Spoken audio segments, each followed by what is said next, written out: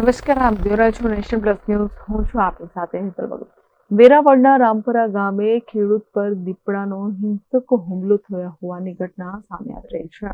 ગીર સોમનાથના વેરાવળના રામપરા ગામે ખેડૂત પર દીપડાએ હુમલો કર્યો હોવાની માહિતી પ્રાપ્ત થઈ રહી છે, જેમાં માનવ લોહી ચાખી ગયેલ દીપડાનો બીજા ખેડૂત પર હુમલો થયો છે. ખેતરમાં રખોપું કરવા ગયેલા આધેડ ખેડૂત પર હિંસક હુમલો થયો છે, જેમાં મેરામણભાઈ બચુભાઈ મેર નામના 60 વર્ષીય ખેડૂત પર હુમલો થયો છે.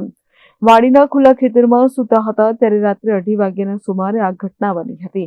ખેડૂતે હિંમતપૂર્વક દીપડાનો પ્રતિકાર કરતા જીવ બચાવ્યો છે. દીપડો હાથના ભાગે ઈજા કરી નાસી છૂટ્યો હતો. ઈજાગ્રસ્ત ખેડૂતને વેરાવળ સિવિલ હોસ્પિટલમાં સારવાર અર્થે ખસેડવામાં આવ્યા છે.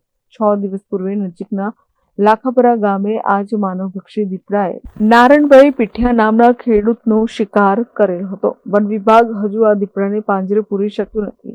આદમખોર દીપડાની દહેશતથી ખેડૂતો ભયના ઓથારે જીવવા મજબૂર બન્યા છે, તો વન વિભાગની ટીમ ઘટના સ્થળે પહોંચી છે.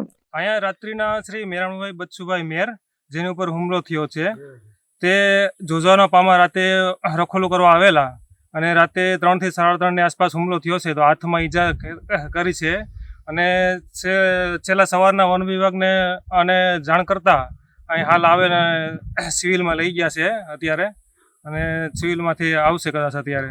પણ આવા ને આવા જો દીપડો હુમલા કરે અને વન વિભાગ કંઈ ધ્યાન ન આપે તો ખેડૂતને રખોલામાં કેવી રીતના કરવું, અને રખોલું ના કરે તો આમાં માંડવી ખાઈ જાય છે, રોજડા આવે છે, બીજા કોઈ જાનવર આવે છે.